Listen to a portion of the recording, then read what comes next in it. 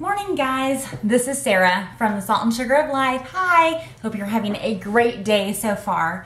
Today, I want to talk to you a little bit about having a child with type 1 diabetes, diabetes burnout, what that looks like, and kind of the mental health with accepting a diagnosis. With what comes along with an illness, okay? So we're gonna go ahead and get into it. I'm gonna give you a few steps, a couple different perspectives, and a few ideas, okay? So stick around. Don't forget, before I go through all of this, to subscribe to the channel, okay? I wrote some notes, so I'm looking over to the side. So a few years ago, maybe you guys know this or don't know this about me. So I have a son with type 1 diabetes also. He was diagnosed 7 years ago. So I am also not just a person living with type 1 diabetes, I have a child with type 1 diabetes as well. And when you're going through this as a parent, man, it can be exhausting. But when you start hearing your child say negative things, and going through those stages of growing up and understanding that they are a little bit different than their friends, it can get really, really hard. So what it can lead to is a diabetes burnout situation. I had this a few years ago myself. I had tried to go low carb, which low carb, rocket, all those people, man, they got some serious self-discipline. I tried to go low carb, and after a while, I mean, it was cooking nonstop. I was in the kitchen nonstop. It was very, very intense. I'm trying to juggle all my life, my children. And afterwards, I walked away, and there was a point I was like, I don't even want to check my blood sugar anymore. I'm just tired. Like, I'm tired of doing this.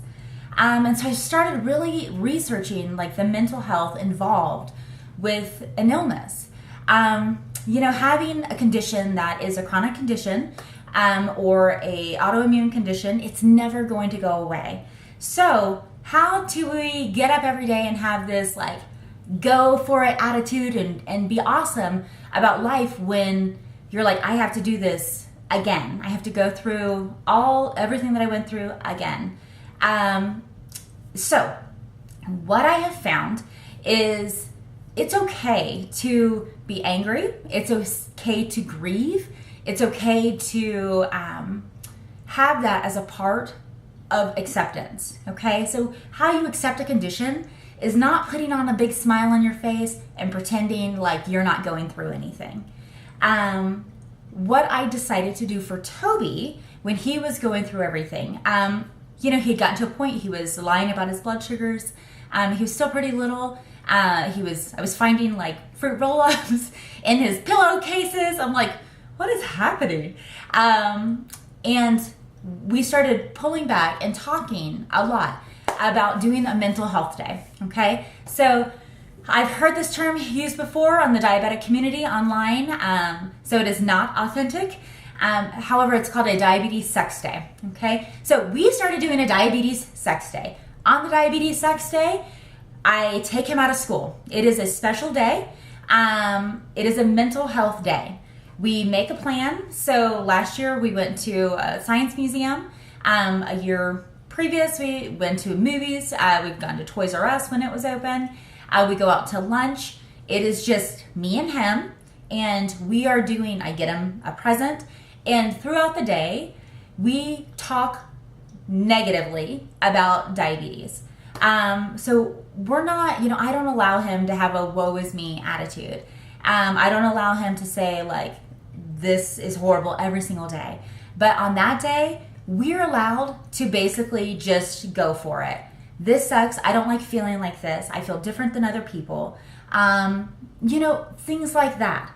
Whatever they need to get out, they can get out. As you can just say, you know what? It's okay. This is okay to accept that, this is hard. So when I trained for my last half marathon, I've done multiple races, and I can tell you running is hard. Anybody who's like a runner, I've been a runner since 9th grade. You stop running, when you start again, it's like you never ran in your life. It doesn't even matter. And so it's a mental game. It's not necessarily physical. It is your mind. saying, okay, this is too much, this is too much, this is too much. Or saying, I can do this. This is what I need to do.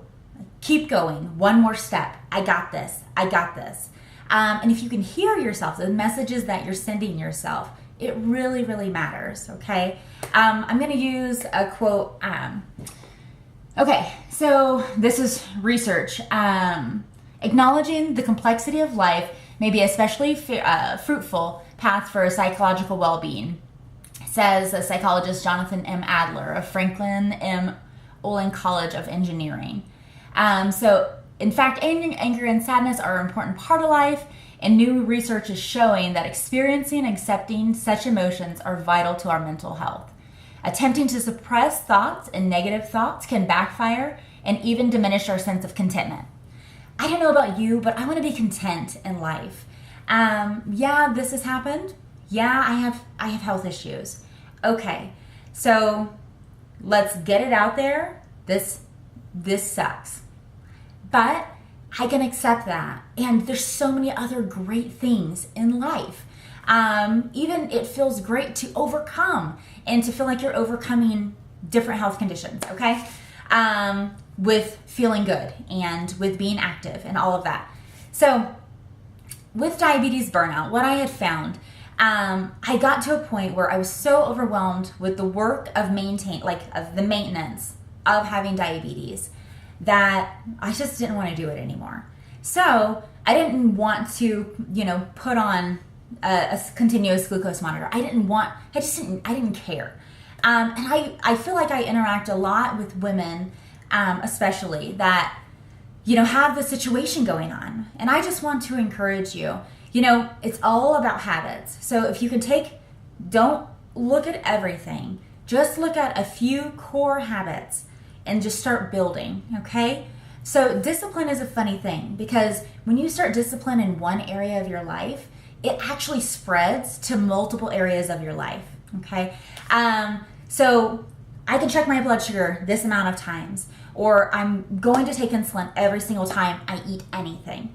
That is what I'm going to do. I'm going to face and go to the doctor. I know a lot of people get nervous about how high their A1C is going to be, so they don't want to go back into the doctor.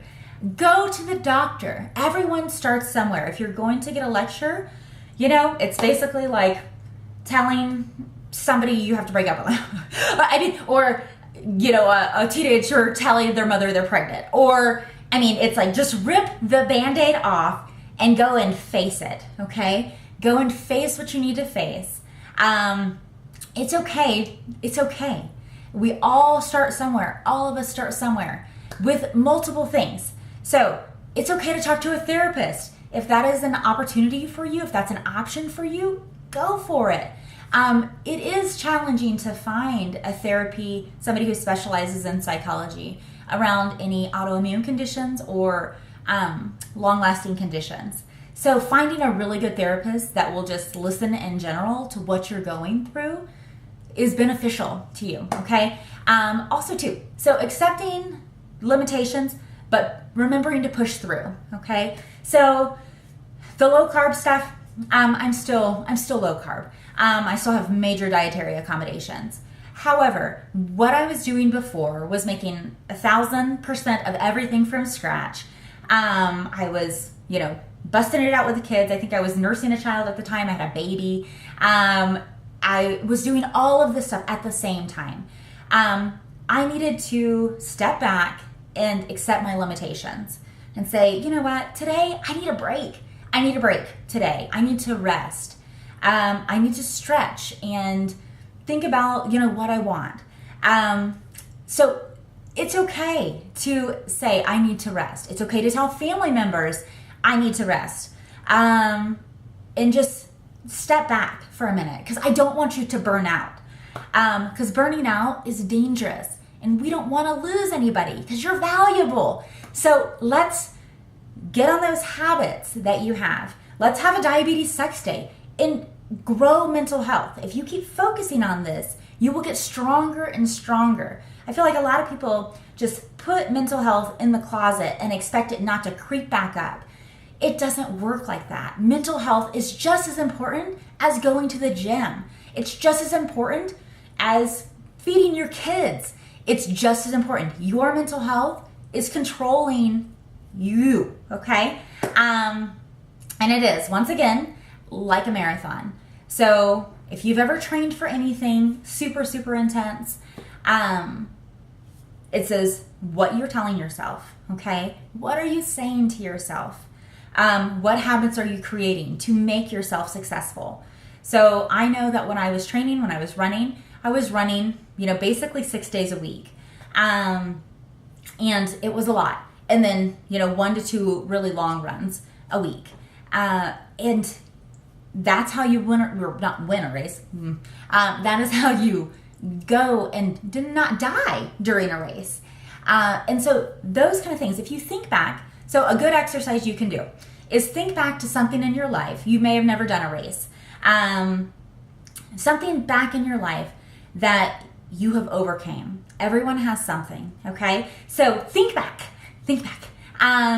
What is something that you know that you made it through? Maybe you got your, college degree. Maybe, passing a test.